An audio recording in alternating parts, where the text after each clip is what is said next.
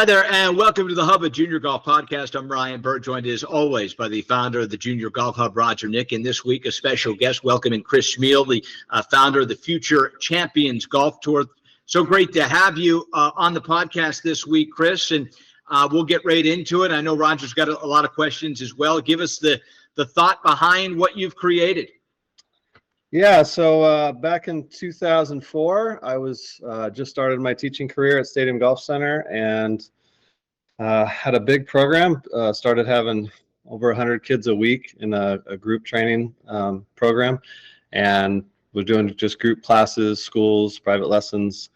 And after about 2.5 years, I was just a little frustrated with the tournaments that were out there, the cost, the frequency, and where they were held. So just started adding tournaments. So the first year we did 12 events, all in San Diego, and they were pretty well received. First event was an absolute disaster, and from there we just kept learning and growing and building the team, and now we do 120 events. I think we'll do this year, and I'm just expanding every day. Chris, that's pretty awesome. One of the things that I've noticed that what you guys have been doing is you not only just are focused on San Diego. I mean, you've got some pretty international events now, right? I mean, attended by players from all over the world. How did you get there? Well, I mean, early on, like we had the events in San Diego, and then the first big home run we had was the San Diego Junior Amateur that we had over winter break. That event attracted Chris Williams, who back in the day he was #1 amateur in the world after playing at our event and moving on. But he had I think 20 college coaches came that year, and he was by far the best player in the field, and he was the only really good player in the field. So that really helped us out, and that event has just continued to grow. It's like a 600 player event now, every winter break. So we had that, and then we realized pretty quickly in an effort to try to expand that it's very difficult. It's very hard to get people to help you promote. And back then we didn't even have social media. So we would plot, we did a NorCal event, and a lot of the San Diego kids came, and then just a few of the Northern California kids came, and then it just kind of grew from there, where the following year more kids would come, and then I think the second year we got IMG Junior World exemptions for a few of our events, and that helped grow that. And then in 2008, I started the San Diego Junior Masters. And that's kind of a funny, quick story. I had a golf school already booked for 8 kids, and I planned this event. I was going to have my buddy run the tournament at Carlton Oaks, and 225 kids signed up, and it was. So I was like, okay, I called all the kids, and I was like, you guys are going to play in this tournament. I'm going to watch you play, and then we're going to do a follow-up 2 days after. And that was a huge home run. That's now the FCG International Tournament, which is a 750-player event. So, yeah, that's pretty awesome. Well, great minds think alike, Ryan. I mean, everybody's, not everyone, but guys are creating some great events. What you and Note have done, obviously what Chris is doing is creating great opportunities for these young men and women out there to springboard, hopefully their love for golf, but also maybe their careers in golf. So pretty amazing stuff. Yeah, I mean, Chris, obviously, Noda and myself, with the help of Roger, our path is somewhat similar as far as growing the game, growing the tour across America into 7 countries now, et cetera. Why did you think that there was a need for this junior futures tour? I just wanted it to be more exciting, more inclusive as well, and more easier to get into. Also, one of my students got into Junior World when she was 7. Wow. And she finished dead last. But the next year she worked so hard. I never saw a kid that was early in my career. She worked so hard, and she finished 7th or 8th the next year as an 8-year-old. And so then I was like, well, if we can create a similar experience, which is like our FCG International, where the kids come in right before Junior World and they all play the same event, if they just get that experience and they're with a ton of kids from all over the world, that alone will help push them to want to work harder. and want to pursue their love for the game more. So I think it's just opportunity. Most kids just don't get it. So How much better are the players today, in your opinion, or more advanced at a younger age than when you started? Do you think junior golf in that respect, and certainly, I mean, the internet and social media are a big part of that. I mean, I think Roger and Chris, I mean, what it was like to try to imagine trying to get players to play a junior golf tour when you couldn't even email them. Like, I mean, the world's come a long way in communication. How have you noticed that the player has changed? I mean, the players are so much more developed. They're developed at such an earlier age. And I think there's everything. One, the quality of competition that's out there at a young age, and they see, who they're playing against and what the other players are doing. And then obviously technology for kids is amazing. When I first started, US Kids was the only thing around, or they had just come out. And I remember that was kind of game changing for me and my younger students.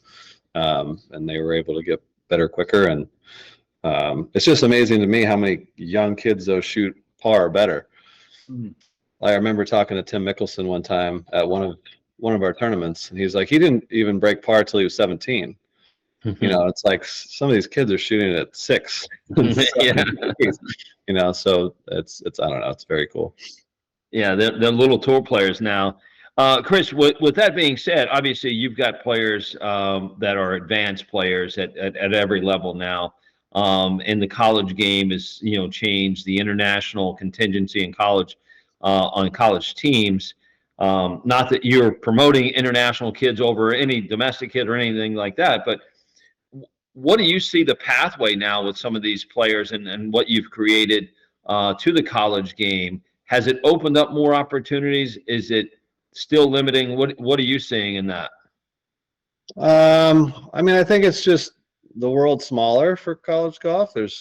Everybody from all over the world can kind of come and get in. So I think it's just getting harder. There's thousands of really good players that how do you decide the difference between kids that are shooting 71? There's thousands of them. Yeah. So I mean, I think it's good. I think there is a need for some other options as well, though. I think down the road here, we're going to have a roadblock of great kids that spend a lot of time to get good at golf, and then there's nowhere to go. Yeah. So yeah, that's one of the roadblocks I have with a few students. But some players don't realize how many colleges there are, and they're maybe not willing to go to somewhere else. There's so many spots at UCLA. So anyway, I think over time though something has to change. So I think that is a really good question and something that needs to be explored, because as you said, you look at other sports, in Major League Baseball or the NFL or the NBA. I mean, there are literally tens of thousands of spots that players can play professionally. Now, obviously, making it to the major leagues of football, basketball, and baseball are extremely difficult as golf. The biggest difference with golf is just the amount of spots that are really available, because so many PGA Tour players, they're on the PGA Tour for a reason. They give the top 75 a spot in the playoffs, and the next 75 are allowed to come back. You have your Korn Ferry graduate. I mean, you're just talking about like so few spots every year that are available. It's one of the reasons PGA Tour U has been so successful. It gives kids an opportunity. I want to ask you about opportunity. There are a lot of really good kids that love golf and practice golf that don't play competitive golf. What they do is they love to play the game. They play the game, around their local course, but don't actually get into competition. What would your message be to families, to players that are showing that passion and love but have yet to take the next step into competition, with the understanding that competition golf is different than golf without, an actual tournament attached to it? What would your message be there?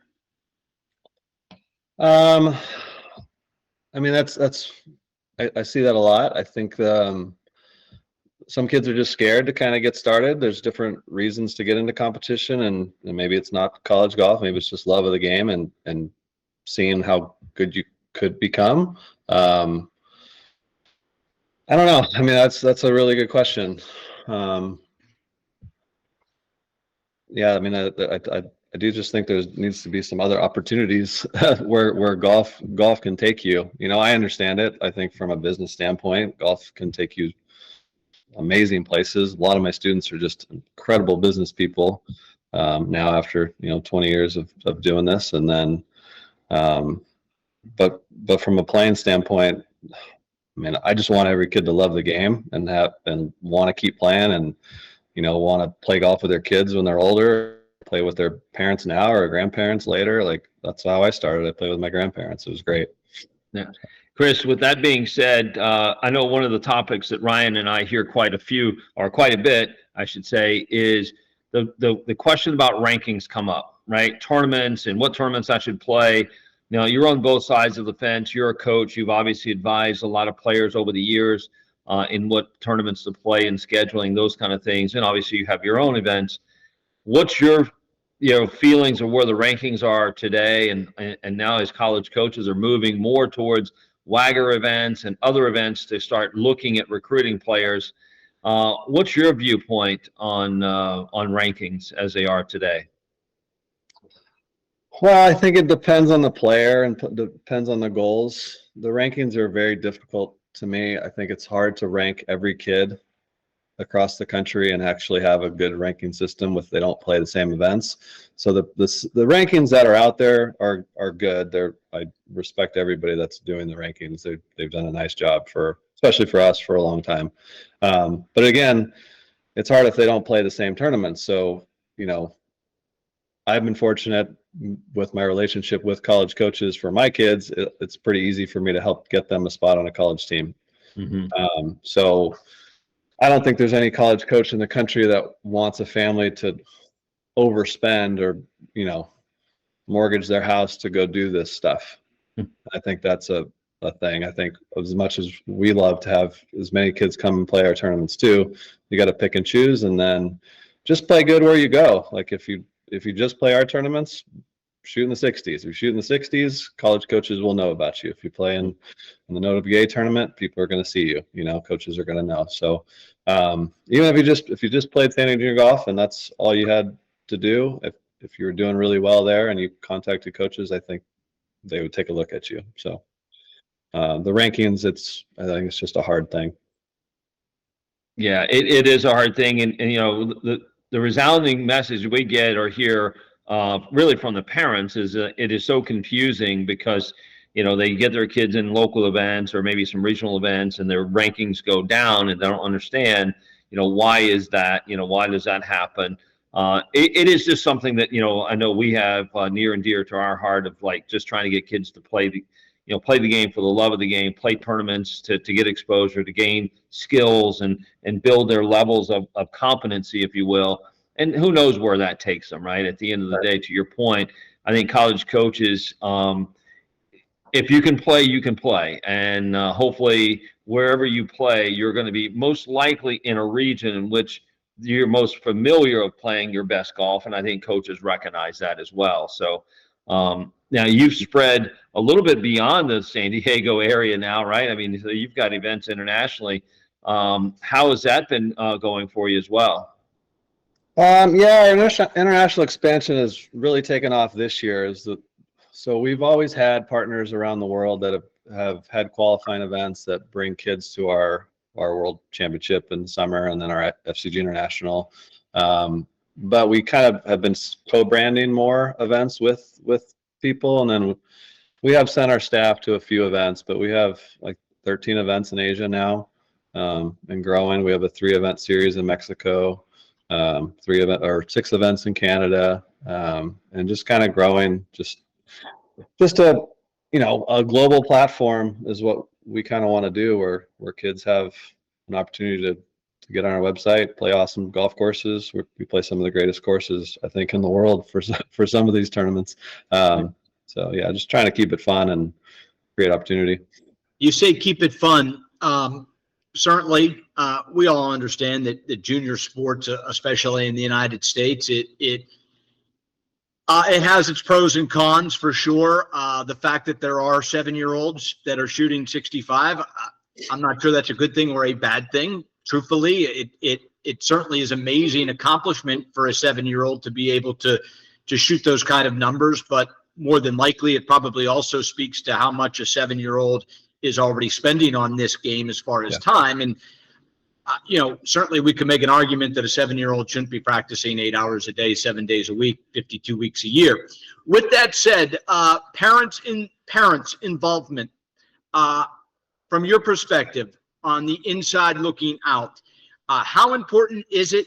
Would you rather see a parent drop their kid off and let them go play the tournament, or do you think that in junior golf it's a good thing to have the kind of a team where daughter, son, father, mother are a golf team, and the entire process is together? Well, that's a wonderful question. One, I think if it's a great positive team, I'm all in for that. I think that is the best situation I've seen, is when there is a team that they all work together and the parents are helpful with the coach. If that's and at the events, I think if it is that situation, I think that's wonderful. But there are so many bad ones that on the other side of it, it's very, very hard to watch. It's very hard to handle. Like, as a tour director, we deal with situations every single day, like there's something every single day that's bad between a parent and a child at a tournament. And how do you handle that? I mean, obviously we've been doing it for a long time, but if they don't act, especially if a parent doesn't act a certain way that is within our guidelines, they're not allowed to come back. So we have almost a zero tolerance policy for things like that. Obviously they don't like that, but I think it's better to keep the tour, with equity and I think it's the right thing to do, and to teach the lesson. And obviously the kid can always come back, but the parent would then have to just drop the kid off if that's the situation. So, and we've had police escort kids off or parents off the golf course. Like, it's not something I want to do, but it's something that we've done several times. And so. Yeah, it's a tough one. I know I've experienced that as well, running some local events in the New England area. Even our local high schools for that have actually banned parents from going out and watching their kids play the high school golf here in Westchester, New York, in the Connecticut, Fairfield area. So if you're in those high schools, you can't even go out and watch your child play high school golf because of incidents that have happened over time, which is. It just blows my mind. I mean, you can go watch a football game, basketball game, and every other game, but you can't watch your kid on the golf course. I don't know what it is about this game, guys, but I guess it makes people crazy a little bit. So it does, yeah. I mean, as a parent, I want to watch. If my daughter played, I would want to watch her play. Yeah, I love watching my students play. But my perspective is different than others. Yeah, I agree. I mean, it's one of those things that parents have asked me, because my son, who's actually producing this show, is a junior golfer himself, and my daughters as well. And it's been such a joy and pleasure for me to watch them play golf. But yet, parents go, "How can you do that? Why is it you don't seem to get excited?" I mean, it's for them. I just love watching them play, and they're enjoying the game. But they just can't see that. It's like there's a mean to an end for so many kids and so many parents that put their kids in junior golf, right? Tournaments. It's a means to an end for college, and they have to perform, and it makes it really tough, and it makes it stressful for the kids and not fun, and it makes it stressful on tournament operators like you guys to go, all right, I got to have police ready to escort parents off the golf course possibly. That's kind of a tricky one. Let me ask you this. As far as you've obviously seen a lot of really talented players, and we want this to be obviously positive, but I'm just curious as a last bit on this topic. Have you ever seen really, really, really talented guys or gals that actually stop playing because the anxiety, the pressure, it became just so overwhelming probably based a lot on from home. I've seen it a lot. Yeah, I've seen it way too many times. Yeah, some of the best players that grew up in our tour, there's several situations I can think of that dynamic, especially once the kid became 18, 19, went off to college, like no longer played. Wow. So that's the hard part for me, is that, man, it's such an opportunity. So we've all seen that. So what would Chris, from your perspective, what's a message that we want parents and kids to hear from this podcast from that? I mean, I think just understanding that it's a journey, to a life journey, it's not about college golf. It's not about the success that comes from it. It's about loving the game, doing stuff with your kids imagine you just get to go spend 4 to 6 hours with your kid. I think that's pretty special. I have a hard time getting my teenager to do anything with me. So the fact that some get to go do it I think that's Yeah. Chris, tell us for people that are just learning about your tour on this podcast, tell us a little bit about how they can get in touch, where they can find you, where they can see the tournaments, the schedules, a little bit about the kind of events you have. You play 18, 36, 54, the levels of competition, if you're just starting, if you're all the way and you think you're one of the best players. Give us the backdrop. Sure. So websites, futurechampionsgolf.com. We're also on all social media channels. Tournament schedules on there. We have 5 levels to the tour. There's locally here in San Diego, we have a kids tour, which is just like 9-hole par 3 or executive course tournaments. That's just to kind of get you started. And then from there, we go up into 2-day ranked events. That's on our national tour. Up from there, we have our World Series events. Those are our biggest and best events that bring in kids from all over, or they're qualifying events for other big tournaments. All of our 2-day events are qualifiers for our World Championship, sponsored by Callaway. And then additionally, we have a collegiate series. If you want to play up to age 23, wow. You can play in those too. And then, the competition's, strong at a lot of them. And then some of the events, some national tour events, kids can still shoot in the 90s and play some of the tournaments. So definitely a place for everybody. A place for everyone. You can see those tournaments on the Junior Golf Hub as well. So make sure you get on the Junior Golf Hub. So that's good. And thanks for sharing that stuff with us, Chris. Chris, best of luck. We appreciate you coming on the podcast. Certainly, this podcast, normally we have college coaches on every week, but we're also branching out, talking to different tours about what they offer and some of the experiences you have. So we really appreciate your time on the Hub of Junior Golf podcast today. I think you've shed a light on a lot of things that are going on in golf, and look forward to hearing more about you in the future. Awesome. Thank you, guys. Appreciate it. Thanks, Chris. Talk soon. Okay. You guys take care. Enjoy the Masters. Oh, yeah. You too. All right. Thanks. Bye. Well, there you go, Ryan. Some good stuff. Now, you were at the Masters this week, right?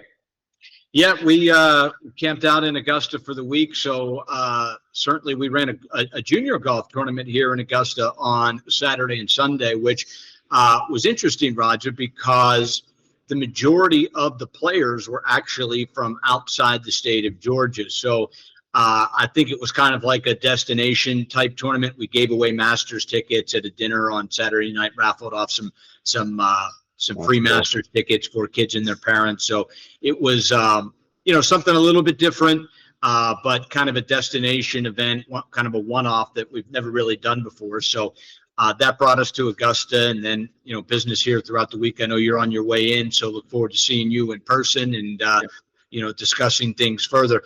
Want to touch on a couple of the subjects, certainly that Chris brought to our attention there, which ultimately the idea of finding tournaments, just getting competitive in golf and having fun while doing it. It does seem like junior golf is gotten a little bit away from the fun factor, and it's more about the competition and college, pro. Certainly it works. We just saw Akshay Patia, who went directly from junior golf to the professional ranks. I mean, let me tell you this, Akshay went through a lot of people doubting that decision to skip college golf. His dad was pretty outspoken that school just wasn't for him. He never really liked school, didn't necessarily do very well in school, and his path was to be a professional golfer. He's now won 2 times. He's 22 years of age, Roger, so it's obviously worked out.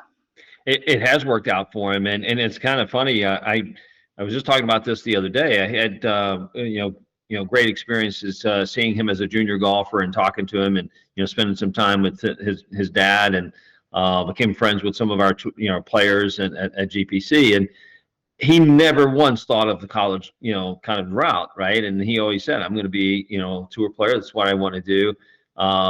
Just recently kind of rekindled that conversation with him, and his advice would be to our junior golfers was follow your dream, follow your passion. College golf isn't for everyone, or college isn't for everyone, so if you want to do that, go for it, right? You still are putting in the work to be the best player in the world, and understand that it is a journey. As Chris said earlier, it's a journey, and it's not a destination. And I think he does live that, and you can see it in his play. He's taking every experience as it comes and learning from it and continuing to develop and becoming a great player.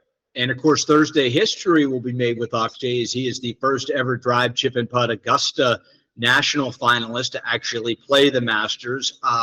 Probably the first of many. Yeah. Now, it's interesting because a drive, chip, and putt is obviously, it brings a lot of people to the game at the local level. I do think a drive, chip, and putt finalist at Augusta, for the most part, a lot of those kids are already professionals. Yeah. I mean, there's obviously some great stories. It's a great accomplishment getting there, but it also speaks to where junior golf is in our country when you do hear some of the stories of a 9-year-old with strength and conditioning, nutritionist, mental coach, swing coach, short game coach. Obviously, it's everyone runs their own race, but not everyone, certainly in junior golf, has that afforded to them. And as we found out, the best players at 9 are not the best players at 12. The best players at 12 are not always the best players at 15. The best players at 15 aren't always the best players at 23 and 24. So it all generally works out on its own. It worked out great for Akshay, and I think his flexibility, his ability, especially that weight, to move the ball the way he does. It was really, if he could keep things mentally on track with the disappointments of getting beat up a little bit as a 17-year-old professional, and he accomplished it. Yeah, no doubt. And again, back to his credit of saying, I'm okay with that.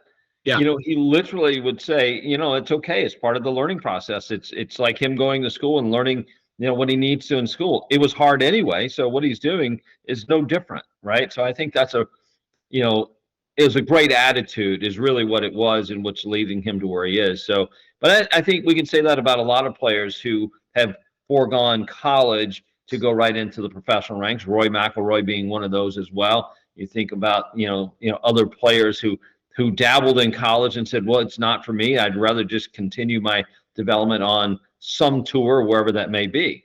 Well, what's interesting is it's completely accepted internationally. Yes. Frowned upon in the United States. Tom Kim is 20 years old. Yeah. He's won on the PGA Tour, and this is awesome, blah, blah, blah, blah, blah.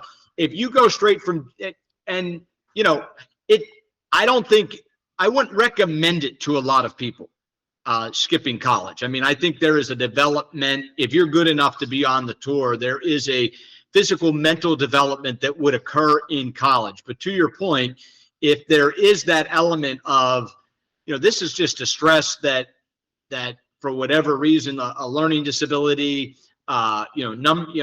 so much of college, you have to be able to succeed academically. And if you can circle that ahead of time, is that's not going to happen for right. whatever reason, then I'm sure there are, that can be the right path. Now, it's worked for Akshay. There's a lot of players it hasn't worked for. And I'm not sure that's because they skipped college more than they just weren't good enough. Yeah, and it begs the question: are you good enough to do it? Right? You've got to know what measurements are you taking, and where are you? How are you finding out whether you're good enough? Right? And if you're playing in enough competition to win or succeed at whatever level you are, I think that is a great indicator, right? And unfortunately, the way the let's call it the landscape is right now, as we were talking about earlier, some of the tournaments. Kids are playing in good events, but they're not winning. They're not learning how to win. They're playing in maybe lesser events, learning how to win, and they're being told that that's not good enough. So therefore, why do it? So now you're actually losing development opportunity.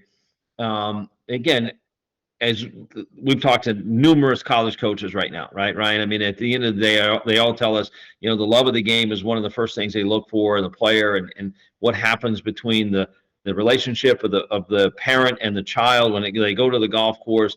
They're watching them get out of the car. What's it look like? Did the player want to do it, or is it the mom and dad driving everything and doing, getting the clubs out of the car, those kind of things?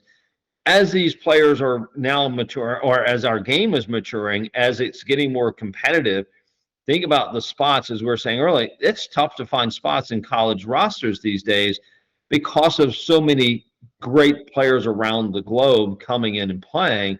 And colleges are now looking again to other colleges through the transfer portal saying, hey, I can find a good player to plug in right now, keep our program competitive.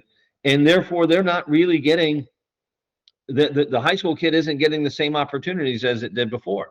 Well, I'll make you the analogy, and then we'll wrap this up. But Kentucky basketball gets the very best high school player that's going directly to the NBA every year.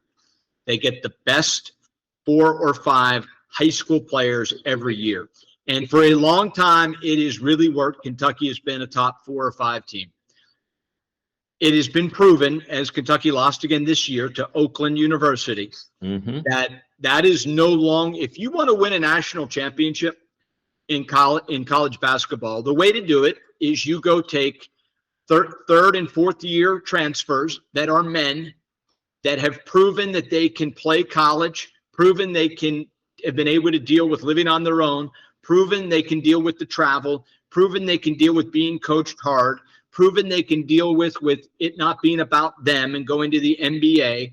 And listen, having freshmen is no longer the way you win college basketball. The way you win in college basketball is you have maybe 1 or 2 players you develop on your own, and you go get players that have proven they could do it at a super high level that maybe weren't in that spot when they were 17, 18, but they are at 23. Yeah. And you're going to see it in golf too. College golf is just such a crapshoot on how the boy or girl is going to respond of going away to school, being on their own for the first time, the stresses of academics, living on their own, not having mom or dad there to coddle. And what you're going to see is that D2, D3 NAIA kid that for whatever reason it clicked and is shooting 66 at Division II, NAIA, Division III. That's going to transfer when they get in the portal and go to a Power 5 school. They've already done it. It's going to be that whatever reason, and we see it every day, a junior player that it just doesn't work out in college because of whether it's burnout, whether it's everything else that they have to handle that they just weren't ever able to get going, the press, the stress, whatever. The portal's here to stay. I believe that. Oh, no doubt. I mean, listen, you got college coaches, the jobs are on the line these days, right? It's no longer a layup that, hey, we'll just get some bus driver to drive the team around and play some college golf. I mean, it's legit competitive, and it's getting heads in beds at schools that they need, right? So the reality is that those coaches need to perform just like every other coach in NCAA, from football to basketball to baseball is the same, and volleyball and swim. I mean, these coaches kind of perform. So it's no longer like, hey, we'll just take anybody to be a coach. you better know how to recruit and know how to use that portal and know how to win. And I'll go back to what J.C. Deacon is doing at Florida. He redshirts his freshman. Not every school has that luxury. Being in Florida and having kids that, are in state gives him that luxury. But I'll tell you what, they won the national championship last year. They graduated 3 kids to PGA Tour U. They had freshmen that were redshirting that had an entire year to figure it out. And they're going to be right back there again in the NCAAs this year. I mean, not every team can do it, but what Coach Deacon has done, he's been a guest on this show. We'll have him back. But that transfer thing's not a bad idea. Or excuse me, the red shirt thing, I think it proves a lot. Get those kids in the weight room that have never really gone through all of that. It's a nice luxury to have, and I think it works. Yeah, I think it works. I think taking a gap year out of high school works. I think taking a year off works.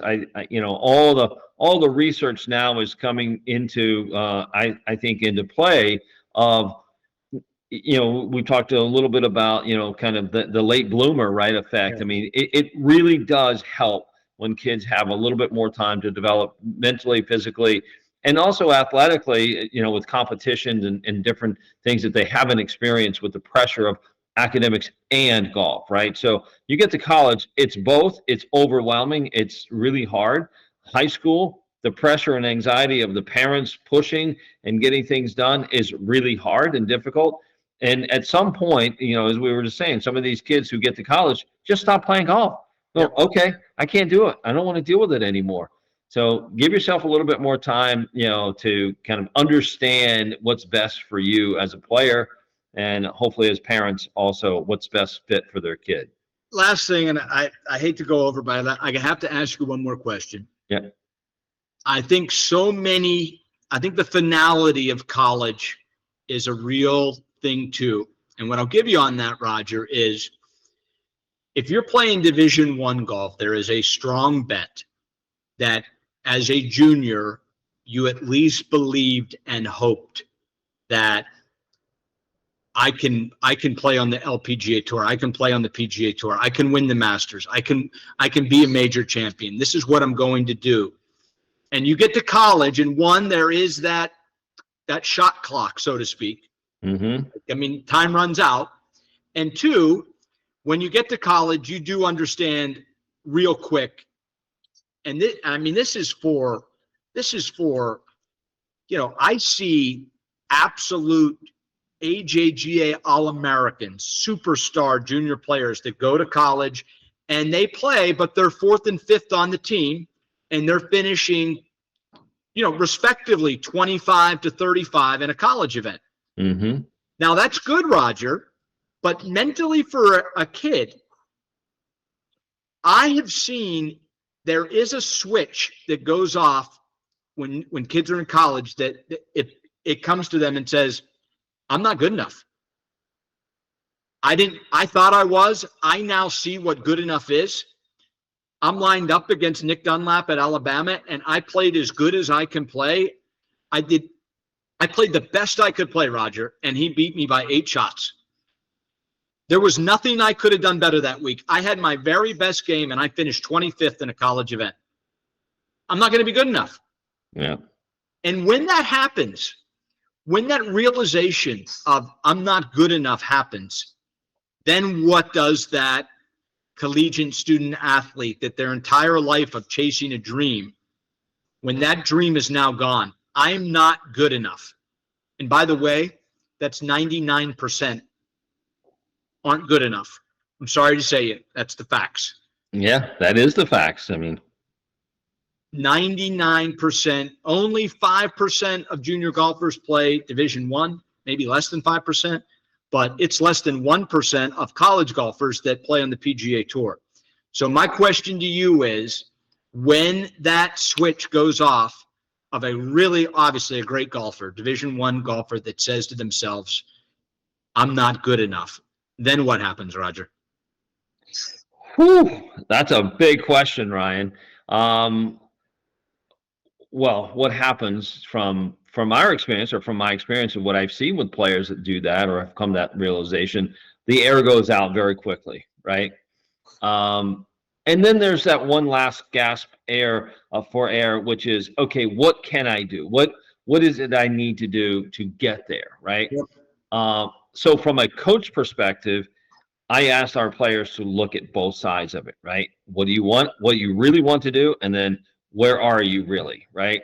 And then you have to take a really hard look and assess where you are, what your skills look like, what do your dreams look like? Are you doing what's possible and necessary, right? So I think those kids do find themselves in no man's land very quickly when the balloon's been popped, if you will, right? And they have to reel back and say, do I have the skills to keep going, or do I have not enough skills to keep going? I got there because I did a good job of managing the rankings. I did a good job of playing my best to what I know, my abilities. Maybe just maxed out. It might be maxed out, but again, if you don't know what you don't know, you don't know that, right? Right, but I mean, like if I throw an 85-mile-an-hour fastball, I can dominate every level until I get to a level that 85 isn't going to do it. And I can do everything in my power to throw 95, Roger. But if I don't have 95, if I don't have 120 swing speed, if I don't have 118 swing speed, if I don't have 116 swing speed, and I've done everything I can to max my ability, and I know that sitting next to Nick Dunlap or to Luke Clanton or to Thor Bornson, if I know that, man, they're just have something I don't have. Yeah. You do see a lot of seniors, and you see this more on the women's side than men, but I do see this a ton on the women's side. The scoring average of a senior Division I in women's college golf, their senior scoring average is their worst of the 4 years. Yeah. Yep. That's the area, I guess.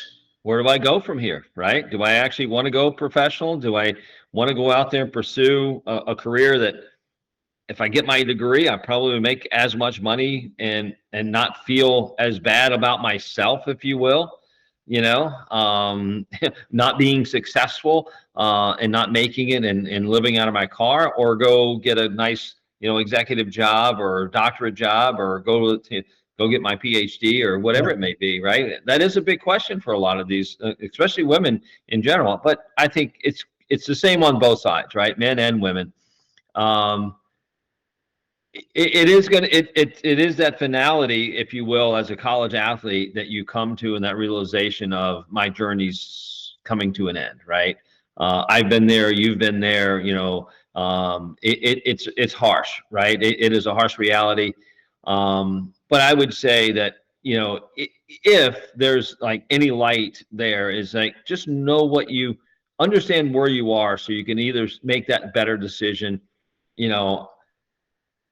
do I have the skills, right? I mean, do I have the skills to make that next step, right? And if you do have the skills, taking an assessment, taking a PDI assessment would be a good way to kind of recommend for somebody to say, let me just see, do I have the skills necessary to play at the highest levels, or am I just kidding myself, right? If somebody comes in and does a PDI and has a PDI score of let's call it less than 70, less than 80, likely you might be tapped out. Right? You just don't have the skills that's necessary to go there, whether it's mental skills, whether it's physical skills, or whether it's golf skills. It all blends, right? But if you know that, then you make a better, more informed decision. If you don't know that, you're just giving up, and sometimes giving up is the right choice, right? I mean, it just really is. Yeah. I think that's the harsh reality of the world, right? Sometimes, stop digging. No doubt about it. Awesome show today. As always, Roger, I want you to enjoy the Masters. I look forward to seeing you tomorrow for sure. You got it. We'll have some fun together in Augusta, and certainly look forward to the coming weeks of the Hub Junior Golf Podcast. For Roger Nick, director, producer Michael Nick, for Chris Smeal, we thank him for joining us this week. I'm Brian Burr saying until next time, so long for the Hub of Junior Golf Podcast.